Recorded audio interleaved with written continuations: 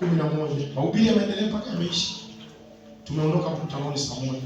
Tumerudi nyumbani saa 2, saa 3.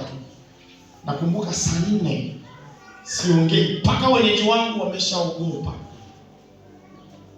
Huyu mtu nini kimempata? Ila mimi na Mungu tunajuana. Sio, unanielewa? Mimi naelewa, yani unajua kilichotokea. Njoo nitoe mfano. Naongea na wewe bwana. Simama hapo. Hapo niangalie. Kilichotokea ni kama vile Mungu alikuwa anapiga ngumi za kimya ti. Kwa watu tu wametabasamu, ila kwangu ana hasira. Unaelewa vizuri? Hivi kuna bali mama anaweza kuwa anamuonya mtoto.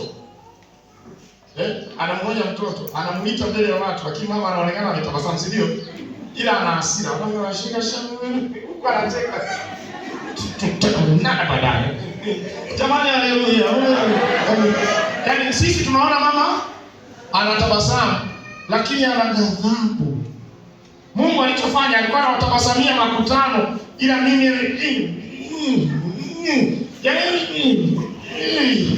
ninachoongea mnaelewa?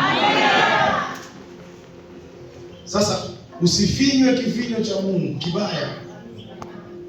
Mimi mwenzako nilipata neema baadaye nikapona, sielewi wewe itakuwaje.